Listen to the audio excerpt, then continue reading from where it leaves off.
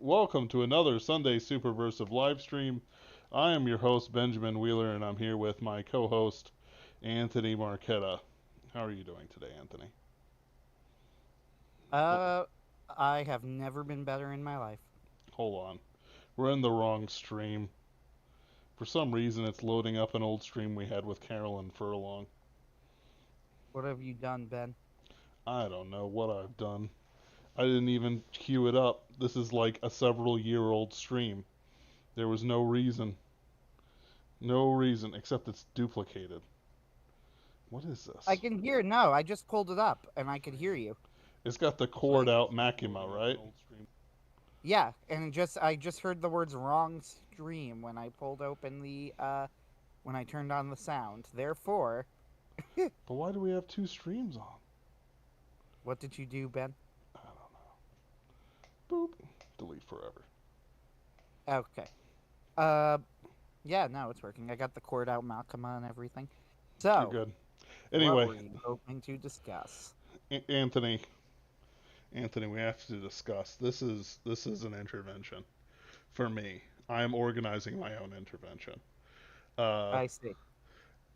Continuously hurt loved ones with my behavior, uh, wasting money and time and effort, stalking people, mostly in real life because I don't do that online stuff. Uh, just kind of being a real menace to society. And instead of spelling out two, it's just True. the number two. Mm-hmm. And so we're gonna bleed the pus out of this wound here. And I find performative outrage about Chainsaw Man incredibly funny. Man, what an incredibly specific issue to have. It is the most specific issue I can possibly have, Anthony, which is exactly how I like my issues. Specific, to the point, life crippling. So, if you You're haven't, probably waiting for commentary on that. I got nothing. I agree. there's no commentary, there's no subtext, there's just text. Anyway, I can't remember where I've heard that line, by the way, but I love it. There's no Yeah, I have subtext, no it's clue. just text. So this week on an episode of Chainsaw Man, uh, Dun, dun, dun. Not episode, actually, manga chapter. To be clear, whatever. I know you're being facetious. Like, there actually is a Chainsaw Man show, but we're not talking about that. Meanwhile, in the Legion of Dune, Anthony is now. So, Hmm. so what's happened is that there was an awkward, charged moment between Chainsaw Man, Denji, and Yoru, the war demon who was inhabiting the body of Asa. In this moment, Denji and Yoru, spurred on mostly by Yoru, uh, make out, and then, you know, something happens. Uh, Yeah, so let's discuss there's this and go, like, first off, we're about to discuss something very adult, right? yes, this isn't a It's kid a pretty show. adult chapter. Not that we've ever been a kid show. Quite frankly, if you let your kids watch it, you know, you turn yourself into Yeah, what are CPS. you doing? But no, I'll still mention it. Like this is Mm, more probably more adult than we normally talk about. yeah. Chainsaw Man is a good story worth talking about, and adult themes can and should absolutely be discussed in fiction. Mm-hmm. Um, as long like we're not talking about porn. It is absolutely in no way, shape, or form porn. If it was, I would not be recommending it, not Yeah. debatably or in any sense. We'd be Right. having a completely different discussion about why did Fujimoto spend 16 pages on something that would be better on in hentai or something like that. It's like no, it's like Yeah, this that's is not what we're interesting. talking about. With that said, Yeah, that's kind of the controversy in a sense, right? Like yeah, people are acting like this is porn when it isn't. or yeah. I mean, no one's really brought it up as porn, but people have brought it up as, what do you mean? This is a family friendly show, which is like, I don't think you've actually read Chainsaw Man, you tourist. You you vagabond wandering through fandoms, which we can also talk about. But yes, so Denji is manually stimulated by Yoru, the war demon, using Ace's body until completion. It is a 16-page ish hand job. So nothing's shown except the final result to confirm it, so nobody can really debate about it, probably. I like joking that it's an entire wholesale reference to a similar scene in the I was Evangelion. going to say, it probably is meant to be at least partially a reference to one of the most famous scenes in Evangelion. Yep. But that's kind of the joke, the meme. That's like the most surface read of surface reads that you can do with this thing.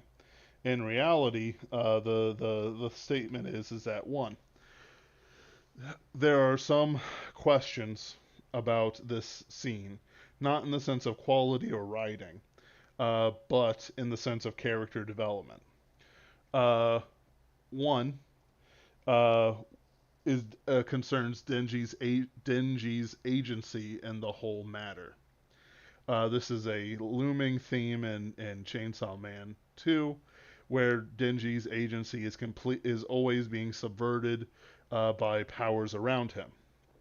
There's a question of um, Asa's will in the matter, and there's even a bit of a question about Yoru's will in the matter. And lastly, of course, Nayuta is still missing, possibly dead. But that's something that's more of a plot thing than it is a character development issue. A lot of this stuff uh, is very much concerned with how much Denji is responsible for his own actions and how much of there are things forced on him. And right now it's to the point where I don't think he has any bound that has not been transgressed, mostly by a woman. Anthony, Yes. listen, listen. Men are pure beings, and then women come out of the woods, take our virginities, ruin everything, and then they just leave us crying, and incels rage boils in us. And then So, usually we get like kidnapped, reverse yes. Sabine women. I'm going to let me try this. We'll discuss what's actually going on in the story in like a very serious plot-centered way. So, Mm, first off, we're spoiling part 2 of Chainsaw Man in yep. some ways, but in other ways we're not because we're not really going through the context. We're just discussing what's going on in the specific scene. It's worth reading. It's so It far is. not as good as part 1. No. However, not being as good as part 1 doesn't mean it's not worth reading. It's at the very least always interesting, and the character work in some ways has been just as good, if not better. Uh, it's still, I would still recommend it. With that said, so let's discuss what's going on at this point in the story. So we have our protagonist Denji, who is Chainsaw Man. He can turn into a person made of chainsaws. This is the actual plot of the story. Anyway, so Denji has just been rescued from prison Mm-hmm. by the war devil, who is currently inhabiting a teenage girl's body. She is trapped there. She doesn't want to be there, but she's kind of used to it at this point because it's been a while. Okay, She's so convinced herself, which is something we're going to bring up later. yeah, we will. So at this point in the story, Denji is rescued from prison, and he learns that his little sister, his adoptive little sister, I'm not going to go into the details about all who she is. That's not important now. His adoptive little sister is missing and probably dead. Uh, Now, it's not probable to the reader, because if you read the story, you think it's more likely that she's alive from a narrative standpoint. But to Denji, given the information that he knows, the odds are very good that she is dead, right? Yes. Which they've brought up to him. So Denji right now is at an incredibly low point, arguably the lowest that we have ever seen him, which is saying something. It is. Which is really saying something because his life is next level bad. Yep. Uh, So his apartment has been burnt down. The only loved one he has is missing and probably dead. All his And dogs are he dead. yeah, all of his pets are dead. And he can't really do anything about it because if he turns into Chainsaw Man, people are going to come and try and kidnap him and presumably resume their torture of him. Right? So in a situation with very little that he can do to help himself. There's also the fact that psychologically Denji is at an incredibly low point because even though he is incredibly powerful, the fact that he is incredibly powerful makes him incredibly valuable, and everybody has been trying to control him throughout the story, right? Yep. And Denji has had so little agency his entire life, and so little experience with healthy relationships and boundaries in his life that he doesn't really know how to respond to any of this.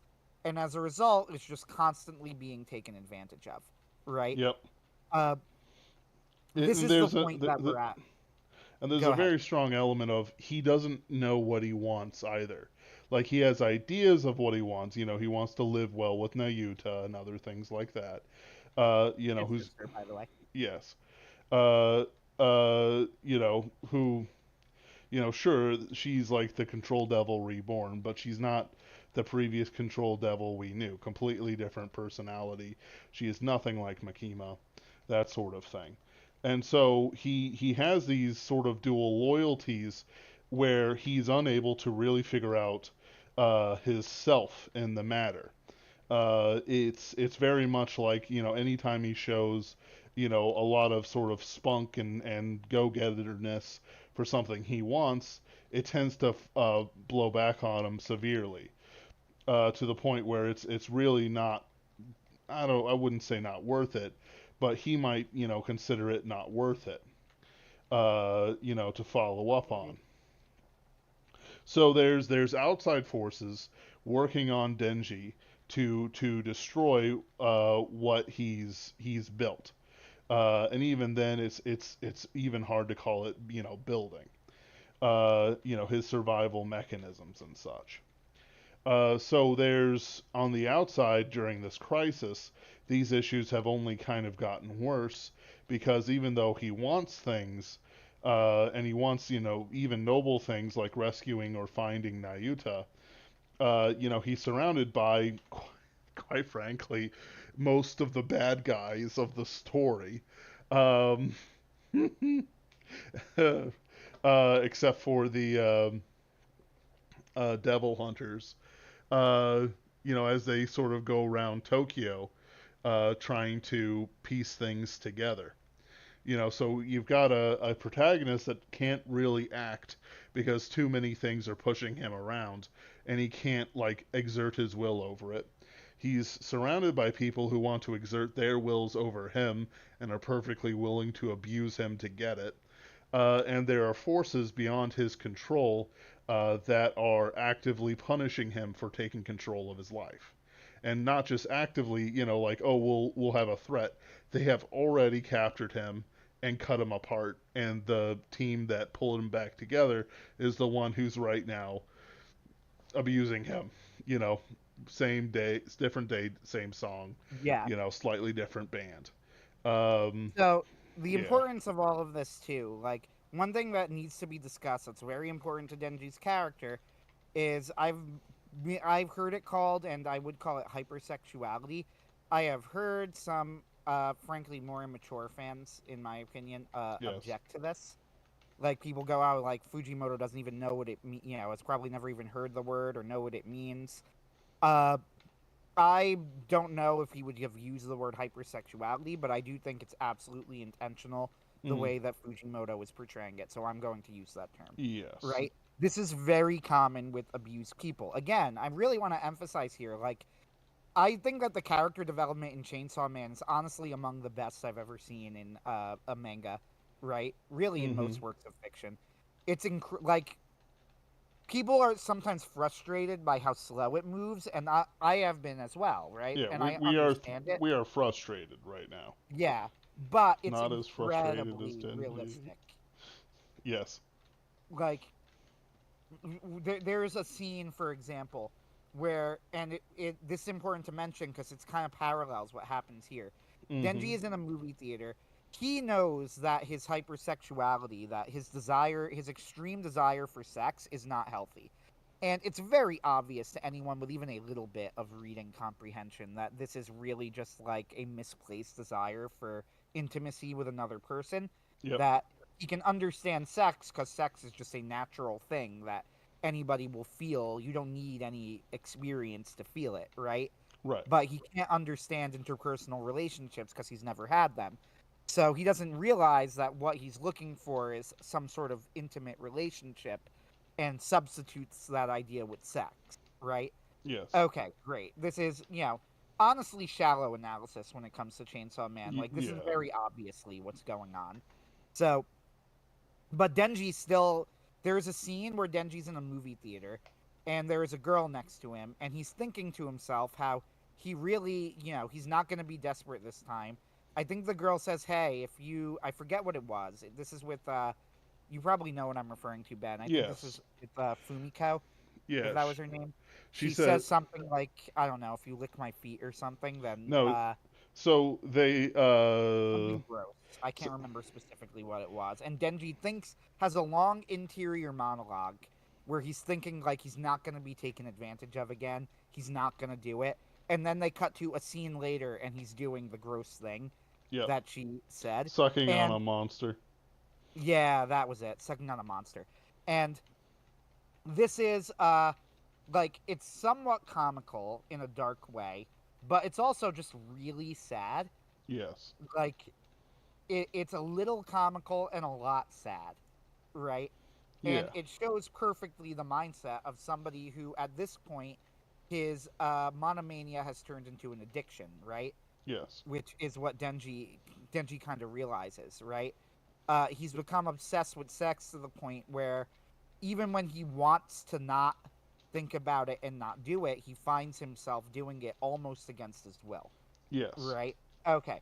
So that is the point where the character is at, and this is because of his stunted relationships in every other part of his life. So, Denji, at this point in the story, they've offered to take him to a brothel under the misguided idea that's going to make Denji feel better. And Denji, of course, being hypersex, agrees to it, but the brothel is burnt down. Then Denji has a mental breakdown. Uh, Yes. this is really, like, again, it's a little funny and a lot sad. I think it's Yes. okay to laugh. I think that Fujimoto is, like, it's supposed to be at least a little bit absurd, Yes. right? But I think it needs to be, like, you can't forget that's also very sad. So You know, so so like where just Denji has this breakdown about how he's being controlled by his penis, basically, right? mm, We're gonna be mature here. well We're like gonna be mature, Ben. no, we're not going to be mature. Uh, and like in the previous conversations, in each chapter has been sort of a new temptation. He's literally digging through his burned down apartment, can't find Nayuta anywhere, doesn't know what's going on. The audience doesn't know what's going on either. We just know she's missing. Uh, so Asa is trying to pull him away to do something else, anything else. I can't remember what it is. And she's like, well, what about food? You hungry? Yeah, I could eat. What do you want? I'll get you anything you want. I want some sushi. And again, he is literally digging through the burned remains of his apartment where he is finding the dead dogs that he was raising with Nayuta. Uh, and she goes, ugh, I hate sushi. And he's like, well, I want sushi. And then Katana Man goes, what a bitch. Cause Honestly, one of the best lines in the manga. and of course Asa has this great like, and then it's like, well, sushi, you don't really need food, you need sex. We'll go to this brothel, and then the brothel's burned down, and then so there's like a continual, progression of physical temptations that are being offered to Denji, who is, again, at the lowest point of his life so far. There'll probably be lower points, but we're getting there, and That's maybe Fujimoto. thank Fire Punch. You never thought it could go lower, but it always did. Uh, and it's Yoru, the war demon, shows up, takes over Asa as she does, and goes, if you're saying your dick is the problem, why don't we just cut it off? And which one of the dumbest things I saw was like, so they're just gonna call castration, they're gonna call bottom surgery castration. It's like, no, bottom surgery is castration, you dumb internet sock puppet. Uh, it's always just been castration. You're just eunuchs in this imperial palace of stupid left lean, except, and then I'm like black bagged, dragged off of the stream. Hey guys, how's it going? Uh, and they go into an alley. Yoru produces a knife from a piece of scrap, and it's like, all right, whip it out. We'll do it. And he's like, no, wait, hold on. I'm having second thoughts. Because he's very conflicted about it. He's blaming, his problems because he always thinks with his dick. He thinks with his sex drive. And other things like that. It's we can sort of psychologicalize it, but essentially he can't say no when to a pretty lady. That's it's especially even ones that are interested in him. He can control himself in the sense that he won't like assault them or anything like that. But at the same time, if it's offered, he just does not refuse. Um, and so it goes on. She grabs him down there, and then they have this fight, and then all of a sudden she kisses Denji because all of a sudden she got a memory of her kissing Denji. This memory was removed from her head by Nayuta because Nayuta came on Yoru inhabiting Ace's body, kissing Denji when Denji took her on a date to his house to eat some food and see his dogs or whatever it was. Uh, to be clear, Asa is also interested in Denji, but because Nayuta removed the memories of the date and the kiss, it's a very confused feeling. She kind of gave up on it. Part of why she joined the Chainsawman Church, which was a thing in the previous arc, was to make sure Denji doesn't have to transform into Chainsaw Man, among other things. So, and a chance to fight Chainsaw Man too. Actually, no, it was just to fight Chainsaw Man. Excuse me. It's been a bit. Uh, and so, things happen. She is still grabbing Denji while they are making out in an alley, and the natural occurs. He has an orgasm, and then as she's looking into her hand, she transforms into Asa, which I'm gonna which there is quite a bit of interest in figuring out whether or not Asa is aware all the time of what War Devil is doing. I'm of the opinion. Did I break something? No? Just to. Oh. Uh, I'm of the opinion that because Asa is interested in Chainsaw Man, these feelings are affecting Yoru. It's subtext, almost text. So there's some things going on there that are more complicated than just Denji's interested in Asa or Asa's interested in Denji.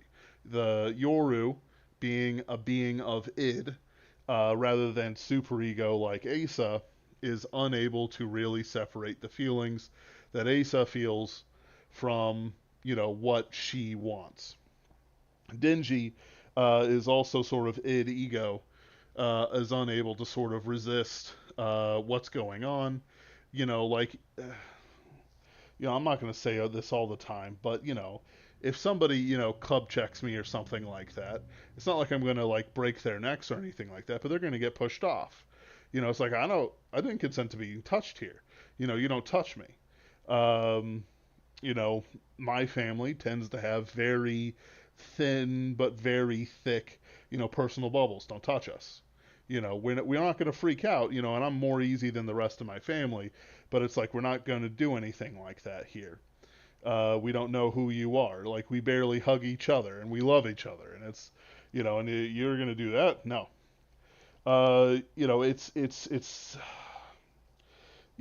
It's it's this weird gap of personal agency in Denji that has essentially led to him having this experience in an alley. People are complaining on the internet that this is sexual assault, mostly on Denji, when the real loser is Asa. But Hmm. probably, give her time though; she'll be fine with it. But the real loser is Asa in all this. We don't know what she was thinking when all this was happening. I'm sure she's about to tell us. War Devil seems to be, I would say Denji is a loser here as well, but keep yeah, going. he is. But I'm trying to get. I'll get to him in the roundabout way. War Devil seems satisfied or embarrassed or something, but she has willingly retreated or been overcome by Asa, who is now taking over the body at the end of the chapter. Dingy is trying to figure out what just happened. I guess that's the best way to put it. Again, he was Hmm. dismembered, put back together.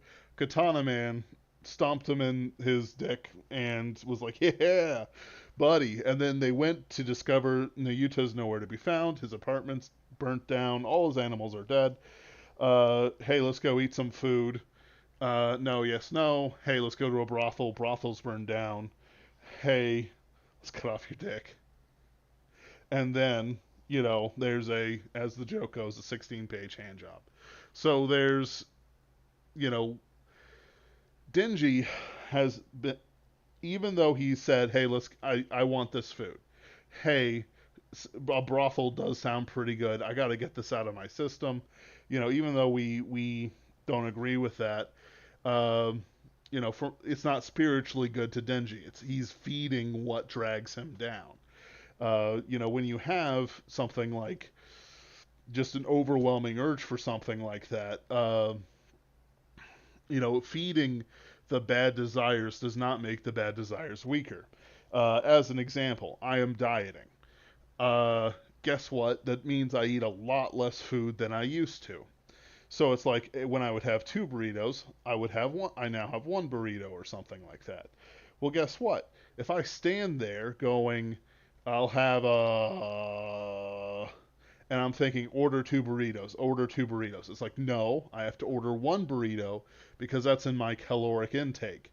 One burrito is should be more than satisfying for about 8 hours of energy. Uh, get a all you can eat sushi. Get this, get that. When just with food, it doesn't actually end. The power that this problem has over you never ends until you can dominate it and say no as a reflex rather than as something you have to exert will on. I will get there.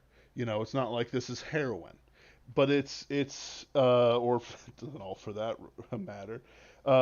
So it's complicated for Denji, but the answers that he's been given, because he is not in a state that he can provide any answers for himself. This is not a Christian world. There's no like a parent working on the Holy Spirit on people. Pretty much everyone has been conscienceless. Uh, there's no way to say right or wrong, good or bad. There's just demons bad. Uh, and the humans are the real demons, don't you know? I don't know. He hasn't gone that far. I'm joking. Uh, he is unable from within himself to say no. He couldn't say no to Fumiko for anything. And she was leading him into danger, making him suck on a monster someone else had just killed. Uh, Other humiliating things like that. She was sitting on him, which is a paid service, but it's like paying like a penny to do it. It's not really that good for Dingy to do it. He's cheap, uh, comically cheap.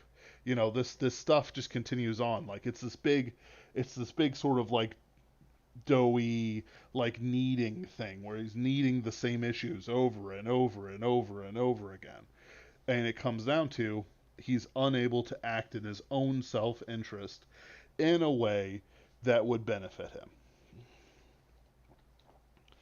Is that is that good?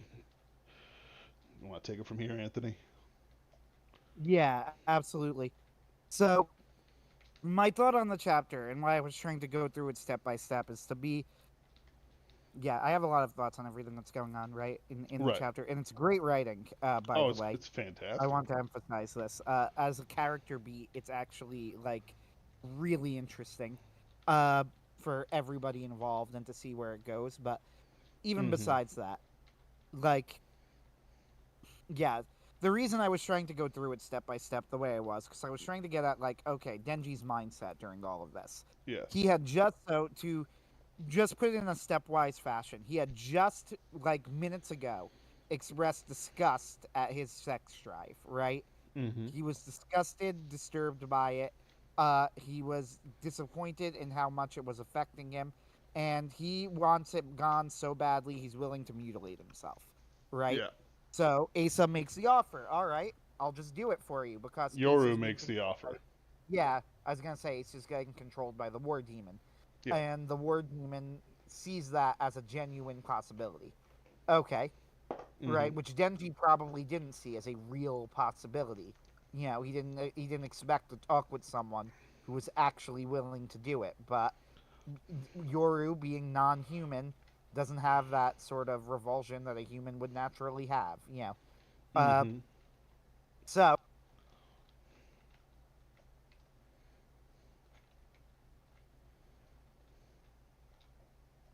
Anthony, are you there? Hello, Anthony. Ground control to Major Anthony. Put your helmet on. Ground control to Anthony. Come in, Major Anthony. The press wants to know what shirts you wear. I'll tell Caitlin you love her. She knows. Ground control to Major Anthony. Your circuit's dead. Come on. Can you hear me, Major Anthony? Can you hear as we're floating in a tin can? Far above the world. Planet Earth. Chainsaw Man said. And there's nothing we can do, Fujimoto.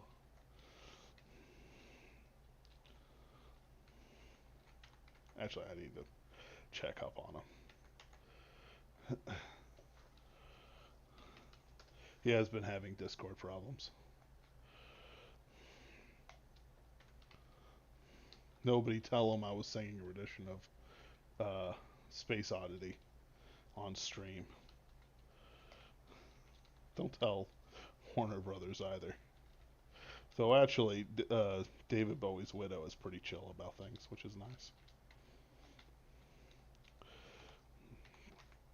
Uh, yeah, I guess I'll just keep going for a minute.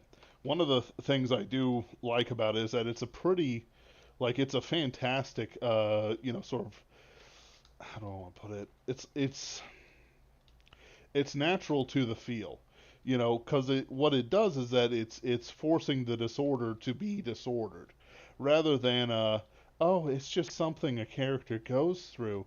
Don't you know that this character in Musoko Tensei used to be such a um, incel otaku, and now he has the sexy elf. It's such character growth. Like no, like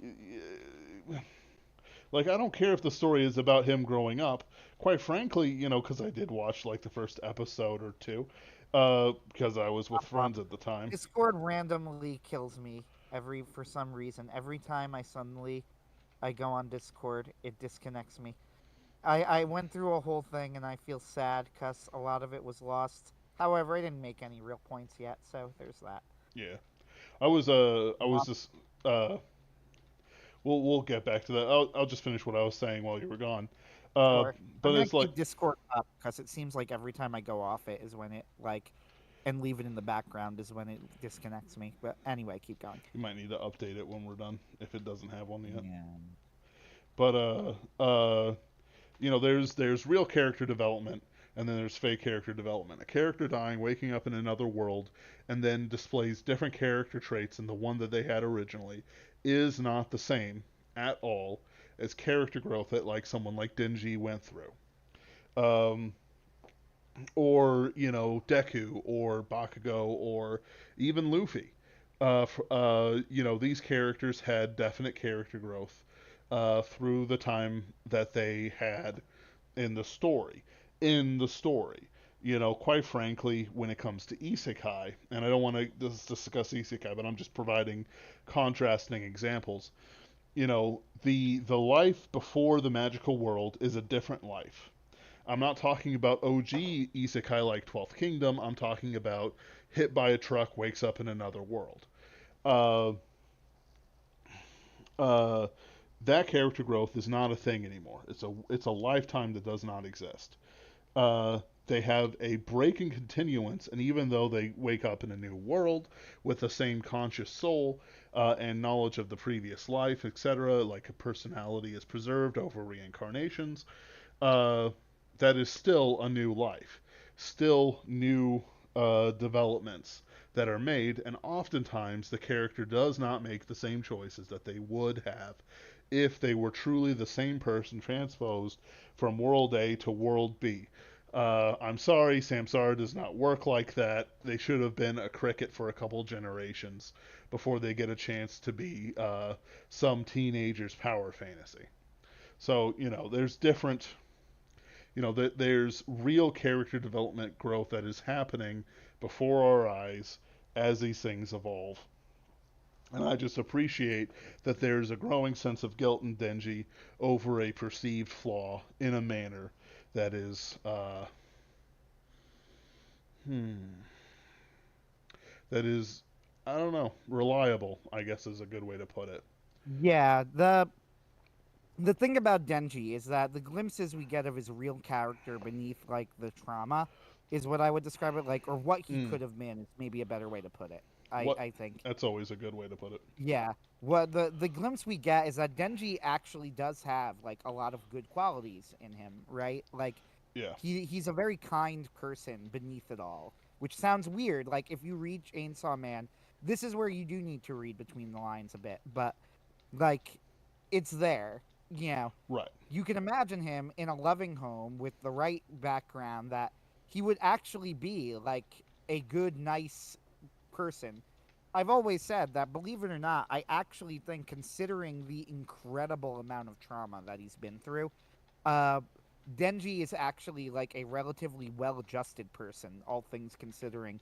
Which you go Mm-hmm. like, well, he's obviously not well-adjusted. No, he's not. But the fact Right. that he can function at all, like, makes him unusually mentally stable. Yes. Yeah. Like, like one of the things that like sort of messed me up when I was a kid is that I'd look at people who experienced a lot less trouble than I did.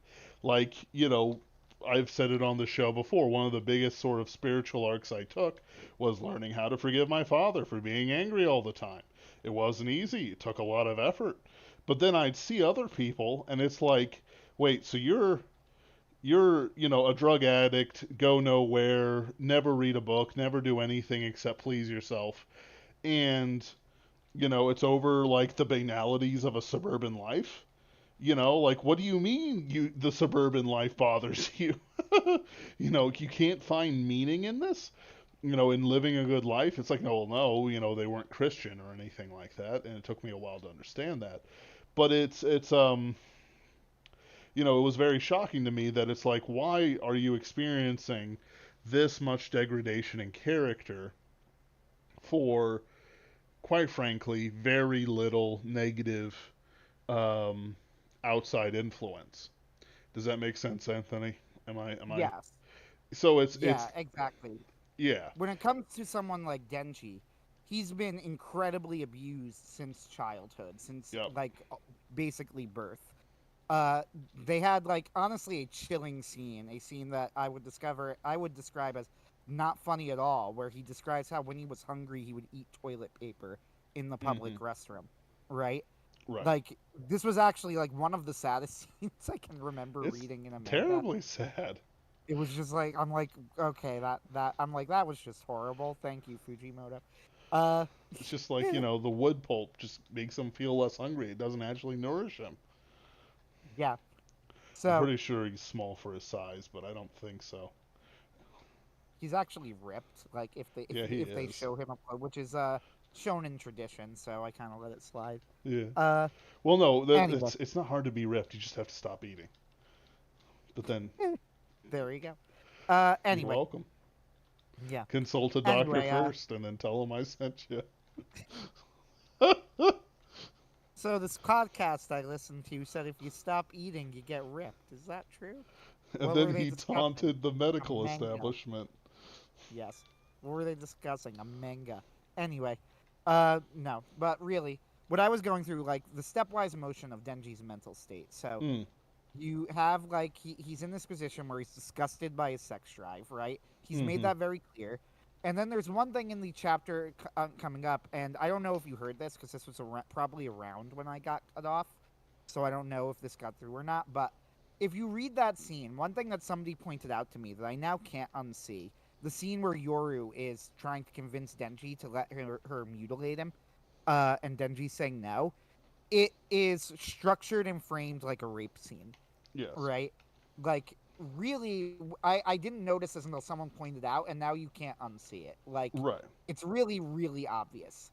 Denji has expressed consent, but then he changes his mind. He's very clear about it, and Yoru is trying to talk him into it anyway, and grabs his member, right? Like, Yes. this, it's not a rape scene, we know, because she's not trying to rape him, she's trying to mutilate him, which is in some ways worse. But you know, nevertheless, right? Okay. Then what happens after this? And this is where this was kind of the point I was driving at. Well, what happens in this moment is that Yoru is suddenly hit with these feelings of lust for Denji as her memories returned. Clearly, being a demon, she is not used to having human emotions and sex drive. So she starts kissing Denji with her hand still down his pants. Right? Yep. Denji, at first, if you read the chapter, it is very clear he keeps his mouth closed. Right? Yep. He is not kissing her at first. This is like very, very clear in the drawing. And then, only after a few seconds, clearly when he starts to get aroused, he starts to kiss her back. Right? Yep. And kisses her back, and then she draws away. It's unclear at this point how much Asa was involved in this, by the way. It's Mm-hmm. possible she was there for part of it. It's possible not at all. We There don't know. is there is sympathy in the emotional state between Asa and Yoru that has been established, but Yes. that does not mean that is not a smoking gun in the case of how much was Yoru, how much was Asa. Right. We don't know yet. We're going to learn next chapter, I assume, or at Yeah. least eventually. So she draws her hand away, and she has caused Denji to climax, right? Is what Yes. is they make it clear. So Denji's clearly surprised by this. Yoru is clearly surprised by this because she is not human. That's like the thing I want to get across. Yoru isn't a human. She is a devil. She's not used to having a body, a sex drive, or any of this stuff. Right. So the question then becomes: did Denji consent, and was this sexual assault? But I have thought this over, and I went back and forth. Like, the original thing, Ben can remember this, I'm sure. When we were discussing, we're like, that's sexual assault, right? And both of us were like, well, yeah. Like, yes. And then we both thought it over, and we're like, well, I guess not. And Right. now, as I've thought over more, it's like, to be honest, I don't really think that the answer to this question is all that important. So, Right. let me explain what I mean by that. Uh, there is a shibboleth made in the modern day out of consent as what matters in a sexual encounter. Right. And hence, this encounter with Denji is actually a great example of why that doesn't work. Right? Mm-hmm. Like, and why the modern sexual emphasis on consent is completely wrong-headed. It's a way of people who want to justify the fact that there's no such thing as immoral sexuality as long as both sides agree that it's okay, Yep. right? this is nonsense. It's always been nonsense. Uh, but if you notice, this is like the default position in nearly all media, right? Uh, well, let's look at what went on in this chapter. Did Denji ever consent to what happened? I mean, yes, kind of, right? Like, Right. sure, he was not kissing her at first, but then he was. He did not pull away from her when she started kissing him. He clearly enjoyed it enough that it caused him to climax. And Yoru didn't hold him down, Well, right? Like, I'd say he kissed her back. yeah, exactly. He That's a kissed her. better way to put it because it's Yes, not I that. agree. Yeah. But I'm trying to make a point. Like, she didn't Yes. hold him down. She didn't Right. say, do this or I'll kill you. She didn't threaten him. And this is another important point.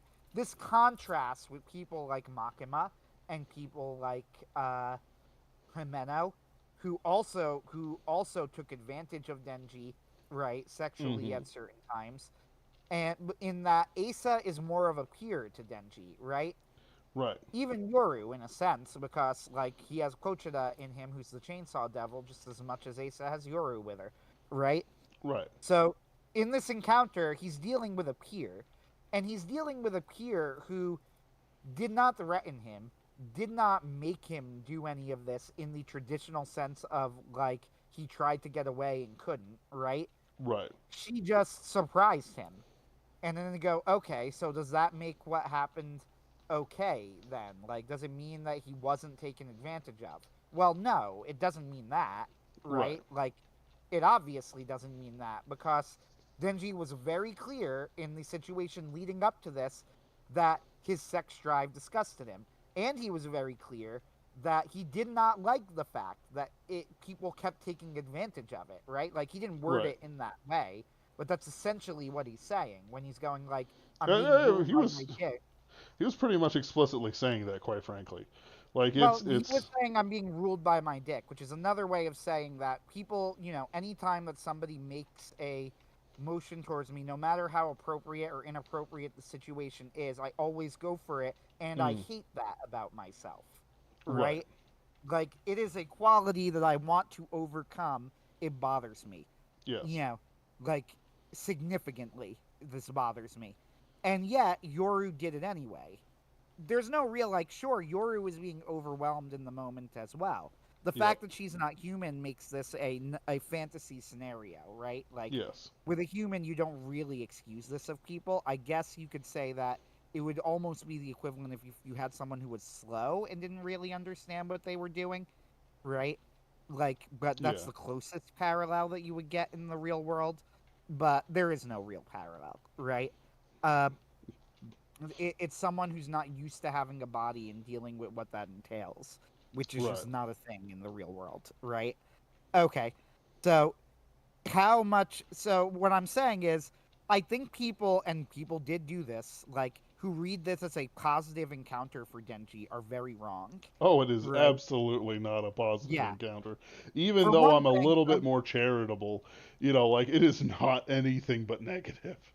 yeah. For one thing, I want you to look at how the characters are even framed while it's happening. How gross Fujimoto makes them look, They are right? in a dirty alley. It's And disgusting. they're dripping in sweat, right? Like they're absolutely covered in sweat in a dirty alley. It looks disgusting. You know, it's also a wildly inappropriate situation for it to happen. Denji had just made it very clear he didn't want Yoru touching him, even though it was not about sex at the time. When she made it about sex, it's true. Denji didn't say anything. It's true. Denji did kiss her back. It's true. Yoru didn't threaten him. Yoru didn't force him in the traditional sense. But this is why it's like consent is not the thing that makes something good or evil, right? Right. Certainly it plays a role, you know. Like nobody's saying that, oh, well, that means that there's non-consensual sex that can be okay. Well, no, right? Like, Right. but that's not what we're talking about. What we're saying is the fact that Denji more sort of consented and that Yoru sort of consented and that Asa maybe, we don't know how much Asa was a part of it, right? But we can even assume, like, let's pretend Asa also consented. We don't know, but even if she did, right? Right. Like, none of that matters really. Like, it matters. It matters in like the technical definitions of like, was it technically sexual assault? Right. Should we be prosecuting Yoru for this? I mean, no. In the real world, we certainly wouldn't be, right? Like, Right. how on earth would you prosecute this in the real world? You know, she gave me a hand job in an alley, and it's like, okay, so were you able to move? Yeah. Did she threaten you? No. They, like, they go, then what do you want me to do about it? You know, Right. uh, that doesn't mean though that it's okay. It doesn't mean that Right. all of the problems with the encounter have been removed. And frankly, the question of whether it is technically sexual assault or not is just academic because the facts of the situation simply haven't changed, right? Right. It's still this follows the theme that Fujimoto has of Denji doesn't know what he wants, which we discussed earlier. And Fujimoto really likes to give Denji what he wants to kind of prove that this is not actually what Denji ever wanted, right? The most obvious example of this is in part one, Denji's original goal, again, focused on sex, is that he wanted to touch a woman's breast. He does it and then literally has like an existential crisis as a result because it didn't mean anything, right? Yep. Like it was mildly pleasurable in the moment and then it was done. Now what? Right? Yep. Because that's not actually what Denji wanted. And if you notice in Chainsaw Man, the things that actually do cause Denji happiness are interpersonal relationships with other people, right? Yes. He was In happy with fact, Aki, he was happy with Power, he was happy with Nayuta. yep. And in fact, when that happens and he complains about it to Makima, she explicitly tells him this. It is not subtext; it is text. And then she herself mimics it, and she's able to have a bigger effect on Denji because she's still um, playing at having interpersonal relations with Denji and not just treating him as a tool, even though she treats him as a tool. Right, because Makima's entire plan is that she is trying to destroy any semblance of will or resistance in Denji, and she does, Mm-hmm. essentially. The thing that she underestimates is the fact that you can't keep I would say that in part one, and this is one of the reasons I love part one, it's a very like as weird as this sounds, part one at least, part two the jury is still kind of out actually, but part one is very superversive. Oh um yeah. it's very superversive, and the thing about part one, uh I would say that the message of it is, and the reason that Makima loses is that you can't just build these connections with people and have them just be a net negative on your life, right? Yeah. Like the way she's expecting, it's like, well, I've torn them away, so now your life it's just less than zero. It's even worse. But that's not how it works. We're changed by the encounters with the people we love and the people that we meet, right? Mm-hmm. The people that we form relationships with. And if we really love them and they really did change us for the better, then even though we're going to be grief ridden when they're gone, ultimately those relationships are still going to affect us. You can't just it doesn't revert to zero. Like it's still an experience that ultimately is worth having, which is the message of Chainsaw Man that Mm. yeah, you're going to lose things, right? Grief is real, loss is real. All of these horrible things are real, but that doesn't mean that you don't get in the game, right? Like Right. that doesn't mean that there's no point to experiencing them, and that's exactly what happens. The Makima underestimated the Blood Devil's love for Denji, right? Yep. She underestimated just how much Power was willing to sacrifice for her friend, you know, Yep. and she misunderstood just how affected Denji would be by Power. That Power recognizes that, you know, Denji realizes he's alone, Power's gone, everyone's gone, but he loves them enough to know that they still want him to live and move on. He's not going to let what they do be in vain, even though Makima wants that to happen, right? Right. Uh, because Makima doesn't really understand these things. So Right. now we're in part two, and the point of part two. So part one, I would argue, and I think most people would agree, ends on an upbeat note, right? Right. Ends on a note. Makima is, even though Aki and Kawa are dead, Makima is defeated. Denji has found a sort of purpose in his life. At least he's moving in that direction. He likes being Chainsaw Man. He likes the people praising him. And you can see that maybe he might move in a direction of like maybe he will be a devil hunter because he wants to form these bonds with people. He likes the people's respect for him, right? As Chainsaw Mm-hmm. Man. And he forms a new relationship with Nayuta, right? He's given responsibility over another human being. He has not completely withdrawn from the world. These are all like objective steps up at the very least from where he started. And again, Aki and Power's influence on him doesn't just disappear. It's always going to be there, right? Mm-hmm. Okay, so that's how part one ends. He's found purpose in being Chainsaw Man, and he's formed new relationships with new people in his life that might be able to give him a sense of purpose going forward. Great. Uh, Part two seems to be about how like one of my problems with part two. I'll put it to you this way, and it's a problem that could be solved because it's not over, right? Right. And people have said like, well, if Fujimoto does this because Fire Punch has done this, and I agree, but this is one of the reasons I consider Chainsaw Man Part One better than Fire Punch, right? Like, Right.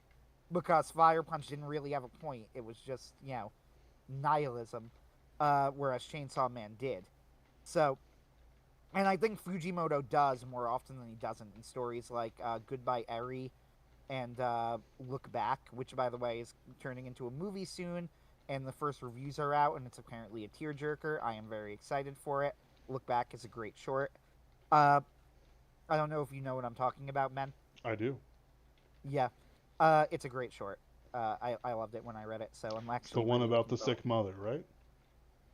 No, that's Goodbye Eri. Uh, Oh. Look Back is the one. Do you remember there was a manga creator who like made manga for school? Oh, and then Uh, she finds a rival, and it turns out they're influencing each other. Something, something, yes, something sad exactly. happens. You Of course, something sad happens. It's Fujimoto, but it's a very touching know. story, and it was just made into a movie that's apparently a tearjerker, and I'm actually really looking forward to it. Anyway, once again, neither here nor there. But Yes. the point is, I don't think that Fujimoto philosophically, I'm hopeful that he's evolved since Fire Punch, right? Right. I'm hoping that Chainsaw Man Part Two doesn't end up nihilistic because nihilism's boring, Yep. right? Like, there's no point in what I'm reading. I will feel cheated if there's no point to any of it. And to be fair, I don't think that's where he's going. However, one difference with Part Two from Part One is that, at the very least, since the Falling Devil arc, it's just been a non-stop slide downward.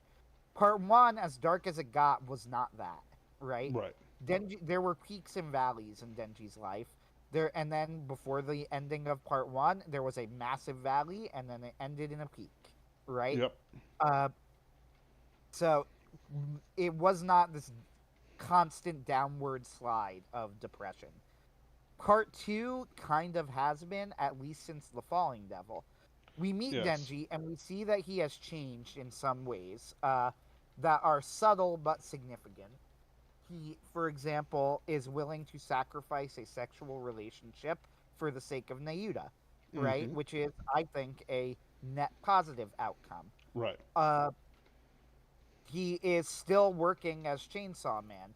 Granted, he is still keeping his policy about only really helping women, but which is pretty funny, by the way. Uh, he's keeping. Denji is a very Nevertheless, funny guy. I though, love him. yes. Nevertheless, though, he is still doing it right. He is part of a high school, and he is trying to, at least have some semblance of a life in the high school. But after there is an arc with with a devil called the Devil, where there is another like valley and peak moment with a side character who's like the deuteragonist, who is the character we've been talking about, Asa. Uh, where the Falling Devil attempts to kill Asa and convinces Asa basically to kill herself, like in as many words. Yes. And Asa is about to when Denji rescues her, and then Denji gives a weirdly inspirational speech that's also very unhinged. Yes. Like, where he tells her basically, I understand why you want to kill yourself, because life just sucks and keeps getting worse. What you need to do is find a higher motivation for your life. And then Denji kind of reveals that he still hasn't figured it out entirely Right. when he goes, "Mine is sex." And Ew. yeah, and then Asa freaks out on him, and And then then she his goes, "Who would want to have sex with you?" And he goes, "What? Who would want to have sex with you?" And then he gets so depressed, he's actually falling faster than Asa is. yeah, his despair drives him deeper into hell. Uh, anyway, it's real, but the moment does resonate with Asa as much as she wouldn't admit it, right? Yes, Like she would she takes never it to admit heart. that it. Yeah, she does take it to heart. She realizes that the core of the advice is correct. That she needs to find, and it is correct, by the way. She needs to find a higher purpose to her life, a reason to live. And if she can do that, then she could keep on living, and that's exactly what she does. And in fact, the thing that she decides is to save Chainsaw Man, who she Hmm. doesn't know is Denji, right? Right. That's the higher purpose that she latches onto. Uh, the problem that I have with part two at the moment is that since that point of the story, it's just been a downward spiral, right? Where it's Hmm. gotten there have been no peaks; it's only been valleys. Only It's just a valleys. roll. Yes, just a roll, a ball rolling down a hill and picking up speed. As anytime, as Denji's agency, which was already very shallow at this point, like gets systematically stripped away. He has these two different powers: the public safety and the Church of Chainsaw Man. Each of them are vying to control him. Public safety doesn't want him to turn into Chainsaw Man, and the Chainsaw Man Church does want him to turn into Chainsaw Man. And Denji wants to live a normal life with Nayuta, but he wants to do it while being Chainsaw Man, right? Like, Right. this was the life he had been living, and he was kind of enjoying it, right? Yeah. Where he could be Chainsaw Man and then go home and be with his little sister, adopted little sister.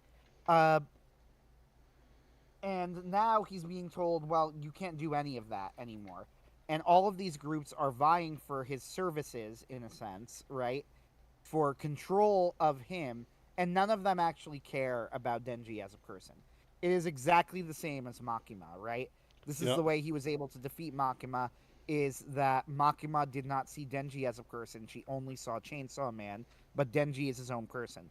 Still, Hmm. nobody sees Denji as a person. This, by the way, includes Asa. It very much includes Asa, Oh actually. yeah. Asa literally wasn't even trying to save Denji. She didn't know it was Denji. She didn't care it was Denji, She didn't right? She was like that it trying to, was dingy. yeah, she was trying to save Chainsaw Man Yep. specifically, not Denji. The War Devil doesn't care about Denji. Doesn't know Fami doesn't. The Famine Devil doesn't care about Denji. They all care about Chainsaw Man because again, Denji is a very powerful person in a world where that power is very important. Hmm. But the thing that they value is not him as a person, it's that power that he brings to the table. Now, other people in other situations might be able to use the fact that they have this power to leverage things for themselves. But Denji is so stunted by trauma and abuse, right, that he can't do that. He doesn't know how, right? Right. Denji can't advocate for himself. That's kind of his problem. Uh, Even Nayuta, who he loves, like Nayuta wants to control him. The difference with Nayuta and she's literally the control devil. The difference between Nayuta and everybody else is that Nayuta wants to control Denji, right? Yep. She, at the very least, she sees Denji as his own person. She Right. sees Chainsaw Man as a part of Denji. She doesn't see Chainsaw Man as some separate thing, right? Right. Uh, It's a positive sort of I love you so I want to control you kind of thing compared to yeah, we don't care. which Just isn't just healthy, but it's more isn't healthy. like it's what she's capable of, if that makes Yeah. sense. So it's the healthiest form of attachment that she is capable of, and she's doing it. And she even, doesn't really do it without talking to him except in the initial moment. tries to reason with him and whatnot, and tries to bribe and make deals with him, rather than just saying, "This is how it's going to be, Buster." Uh, which is an improvement, kind of, sort of, Yeah, it's. sort of. I'm thinking it over. Like the thing about what's going on in Chainsaw Man right now, and where this is where I'm saying where it's been a downward spiral of Denji constantly losing agency. Finally, at one point, he is provoked into making a decision for the first time in a chapter that I think Fujimoto, by the way, actually handled really well, because you the reader are kind of waiting for it, and then when it happens, it's not satisfying, which is the Right. point, right? It's just really sad and kind of disturbing. Uh, Denji makes a decision to turn into Chainsaw Man, so he kind of takes a side. And immediately, literally like after the next chapter, he is kidnapped and tortured as a result of the decision he makes. Yep. So he makes a total of one decision for himself. That decision is forced onto him by extreme violence threatened against him and his family and the death of his pets, right? Mm-hmm. And for making that decision, he is tortured. So that's the position that Denji is in right now. Asa breaks him out of prison to save Chainsaw Man, but if you're paying attention to the character, the joke with Asa, if it's a joke, is that she is autistic and that she does not really view things right. Like she doesn't empathize with people in the same way that other people Mm-hmm. do. She is very self-centered. Honestly, I do think that there is like he's probably intentionally creating some autistic tendencies there. Oh yeah. Right. And she's had her own very traumatic past, so it's not like there isn't anything working on her negatively. Her mother died. Oh, I think Asa's Her, a redeemable oh, character. she's I would redeemable. describe her in the Very world of redeemable. Chainsaw Man, at least. Yeah, at The least in the world of Chainsaw Man, Yeah. where everything is very dark and everything is very, she's definitely a redeemable character. So I'm not. Yes. In fact, she is the most likely romance option for Denji at the moment. She actually wouldn't So be that bad of a match, quite frankly. no, they wouldn't be. And that's kind of where I was going with this. So where I'm hoping the story goes with this, and where I think chapter 167, which is the most recent one that we've been discussing, might go with this, Mm-hmm. is that I want. I really am hoping that Asa kind of reflects and realizes more about like what's going on between the two of them, because here's the thing: Asa is capable of self reflection, but it takes a lot to prompt it. The thing No, is, though, she self reflects all the time. She just makes bad self reflections. I actually don't agree with that. Really? If you see her with Denji in the most recent chapters, one of the most notable things is that she is completely convinced of what she needs to do to quote unquote help Denji and save Chainsaw Man, right? Right. She never actually asks Denji this, which is the whole entire point. Right. Like for probably several dozen chapters at this point, Asa has been totally convinced that the path that she has gone down is correct, to the point where she hasn't questioned it, despite the fact that she's allied herself with the psychotic Chainsaw Man Church, right? Right. Now, Fami, the Famine Devil, the question that everybody's asking what are her real goals? She claims to be trying to stop the Death Devil from destroying the world in the long run, who we haven't met yet, by the way. But she claims to want to be doing that. Yet, like, I don't know, anytime she interacts with Asa, it always appears, at least to me, like she is lying and not even trying that hard to lie. Like, but Asa is not reflecting on it. She's like, Right. yeah, Fami's helping, right? Yeah. So, like, Fami, right? You want to help? And then, like, Fami with no expression on her face will go, oh, yeah, I'm helping. And then Asa will be like, see? There you go. Fami said she's helping, right? So, what Right. I mean is that since the Over last time 5 that Asa, paragraphs. yes, the last time that Asa self-reflected was in the Falling Devil arc. No, it was the And date. was date after Falling Devil? Wasn't it? I might be getting the direction wrong. Either way, though, it actually makes my point either way, though, because my point is that it was prompted by Denji, Yes, right? So whether I might just have the order wrong, which it doesn't, but it doesn't really matter because it's the same it point doesn't. either way. Uh, the point is that the self-reflection was prompted by Denji.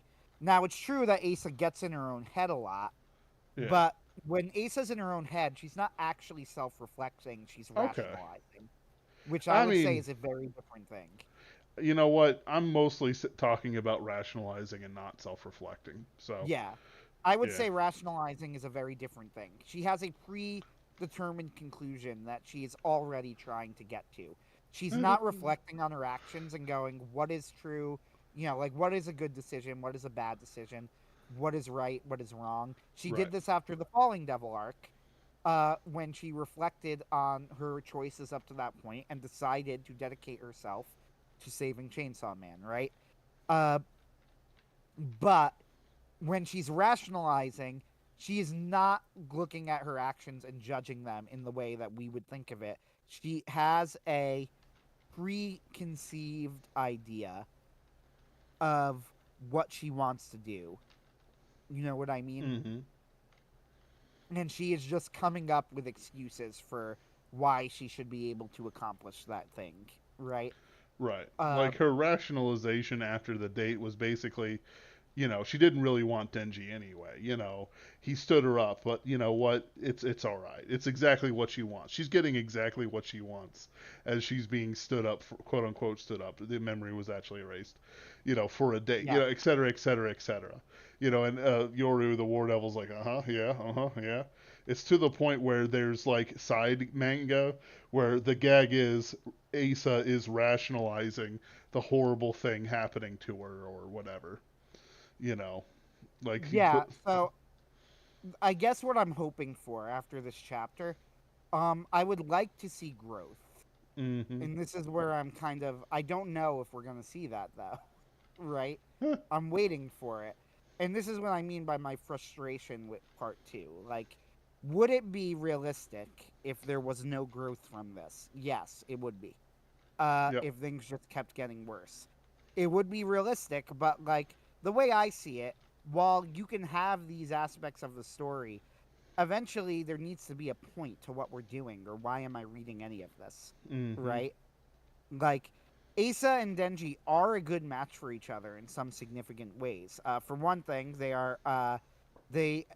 have probably the closest thing to like a shared experience of any characters in the cast, with sharing a body with devils. And I don't even know what Denji counts as in the convoluted rules of the Chainsaw Man universe, if he's a hybrid or something else. Uh, Right. because the rules of the Chainsaw Man universe can be kind of convoluted sometimes. Uh, Yoru is a hybrid, right? Mm-hmm. She's not the only hybrid, but she seems to be one of the only hybrids that it has regular communications with the devil that's inhabiting her, which makes her more similar to Denji than anybody else. Also, Right. they have a shared history of trauma and abuse that is probably something is probably something they can have in common. And on the one date they had, they weirdly had a lot of like the one at the aquarium, which wasn't really a date but was effectively a date. Yeah. Uh, they weirdly had a lot of chemistry with each other, as Mm-hmm. odd as that sounds, right? Right. And not just because Denji is thirsty, but because like I think Denji respected her Yes. for what she was trying to, for at least attempting to get out of the situation. Mm-hmm. Uh, so there is some hope. Like, if there's going to be any romance option in this story, if this is going to be a love story, it's going to be with Asa. And I suspect, though, who knows, Fujimoto is infamously difficult to predict. Uh, it's Yes. like a meme at this point that you really don't know what's going to happen at any given point in the story, and I actually very much appreciate that about the Yes. storytelling in Chainsaw Man. Like genuinely, I don't know if I've ever seen anyone accurately predict like what will happen next in any given chapter of Chainsaw Man. Mm-hmm. Uh, so me predicting this is like truly darts on the wall, but I suspect that Asa is eventually going to get killed. Uh, Yeah. However, I think that the way for this to go, like that would make the most sense in terms of character arcs, is she sacrifices herself for Denji, right? Because finally it's her like looking outside of herself, and I know like, oh, she's all about saving Chainsaw Man, but that's the thing, like she sacrifices herself for Denji, Yes. right? Not for Chainsaw Man. And Denji recognizes this, and you have growth in that way. More Uh, growth through trauma. Suffering builds character. Suffering builds character. I Suffering think this builds is, to be character. fair, I think this is a Suffering little bit builds more. character. Yes, Suffering. I think this is a little bit more. Yeah, I think this is a little bit more subtle than that, though, because it wouldn't Yes. be. It would be the realization that somebody actually loves him for him, Yeah. right? That would be the thing that builds. That helps Denji grow. The Mm-hmm. grief is the grief, But that kind of fits with the themes of Chainsaw Man to me, which is that even though there is suffering and even though there is grief, that doesn't mean that the good things aren't good things, Right. right? Like they are still good in and of themselves. Again, it's the thing that Makima didn't realize, that you can't just revert someone back to zero or less than zero. Mm. That's not how that works. Like the experiences with the people that we love are always going to be a part of us in some way. Yes. Uh, they're not going to go away. This is why, by the way, the ending of the ending of part one is legitimately among the best manga experiences I've ever had. I think it's among the best Mm-hmm. manga I've ever read. It's up with like the Berserks of the world in terms of I would say like ambition in the narrative and the success he had in pulling off everything as well. Like he has what is honestly like the scariest chapter I think I might have ever read in anything, including Junji Ito horror manga, right? Which is when Makima kills Power, Oh yeah. right? Uh, which is an infamously horrifying chapter, as Makima very casually reveals to Denji that she is responsible both for giving him everything good in his life and for taking it all away, because in order to control him, she realized that he was too used to being at zero. So he needed to get used to being above zero so that he could truly suffer when it was removed, and then she could finally control him.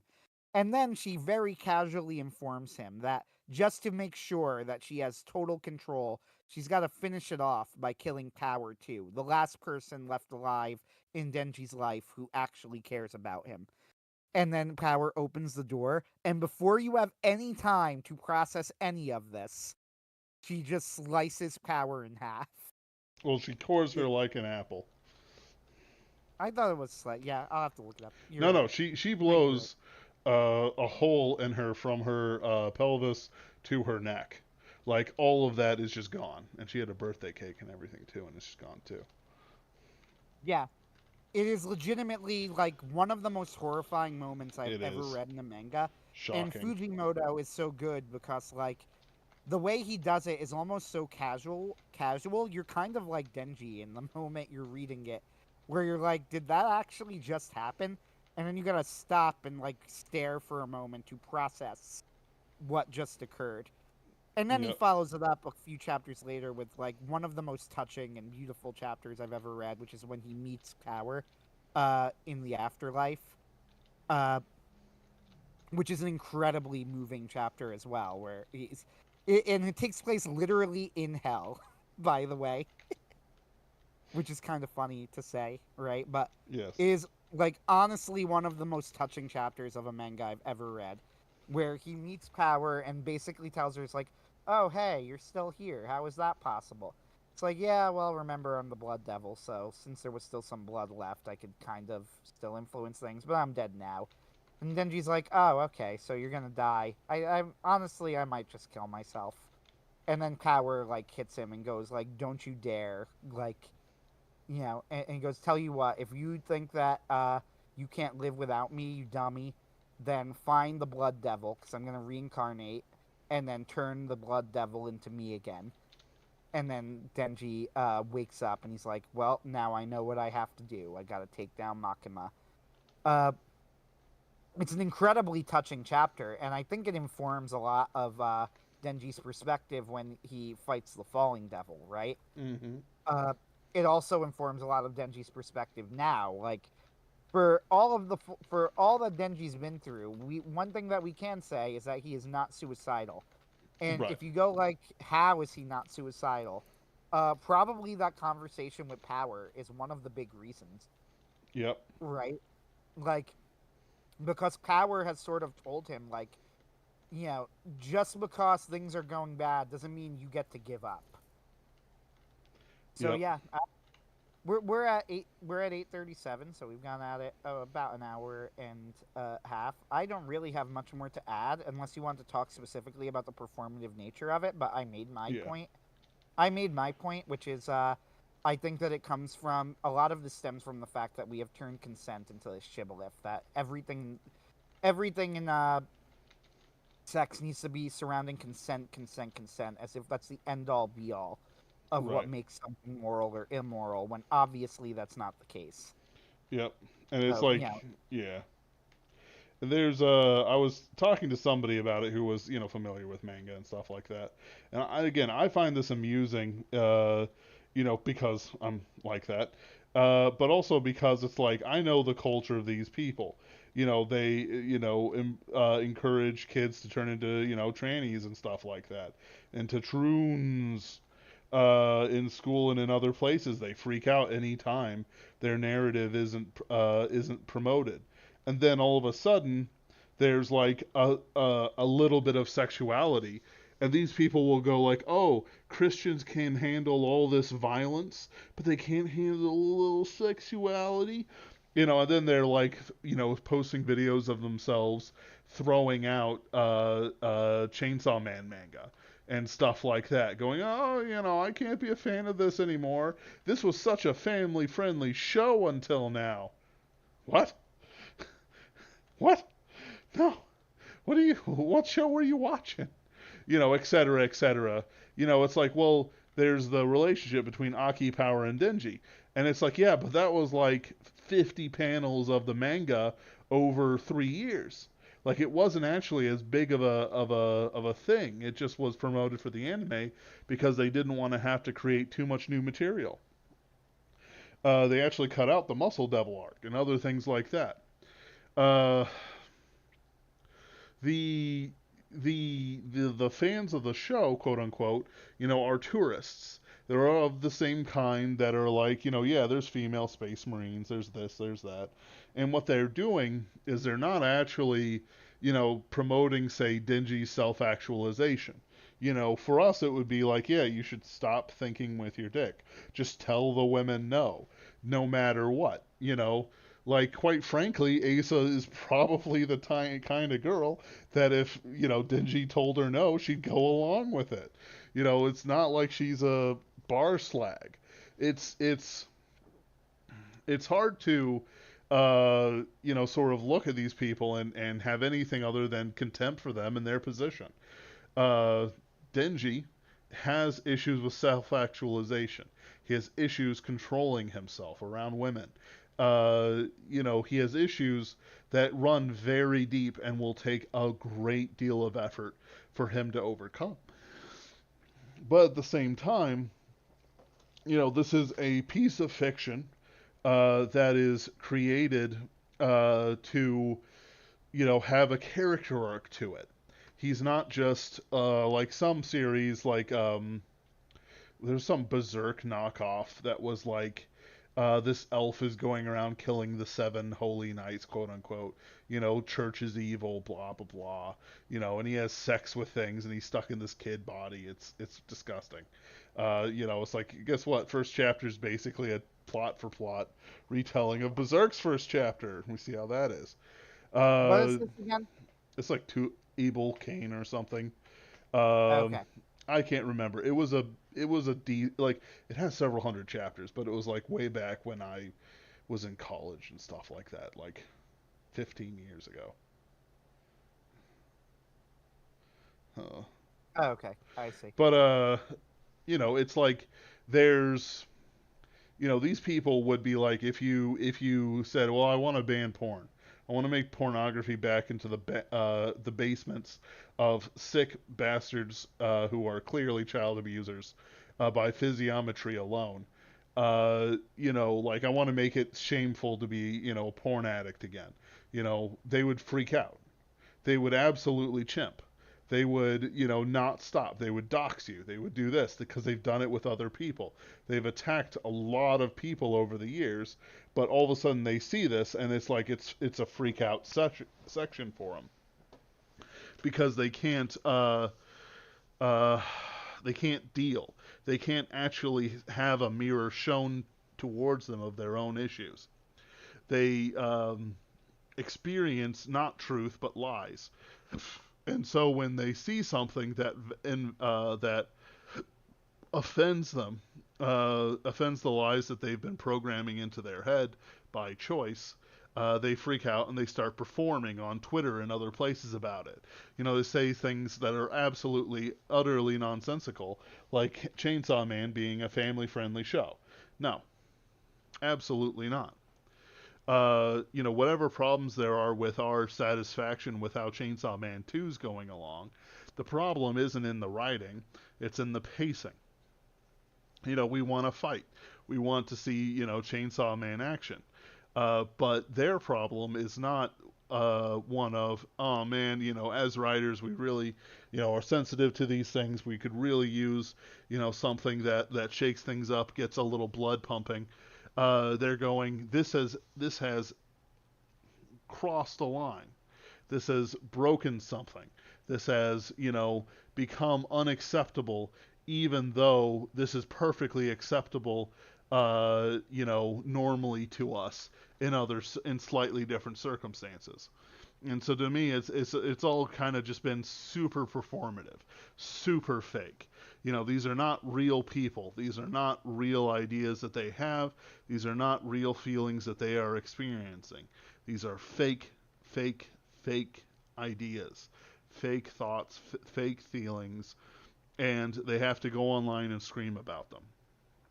They'll Yep. buy merch from like Spencer's, and Spencer's has a sex toy wall that young girls can see when their mothers take them in there for some reason. They go after these things. They buy a bad dragon or something stupid like that. They're people of the lie. They're sociopaths. They're not anything that can be uh, reasoned with even. The question for that the chapter raises about Denji's uh, self-actualization, but quite frankly, Asa has had no self-actualization much for herself at all. So they're in the same boat. The question that the next chapter has to answer is whether or not that boat can sail, and the two of them can figure out what their actual wills are, and pursue them and fight against the world with them. I found that Denji being punished for self actualization being one of the most realistic events in the manga. It is absolutely true that these things happen. I can speak from experience. The times that I started trying to fight against issues that were keeping me down, I was always severely punished.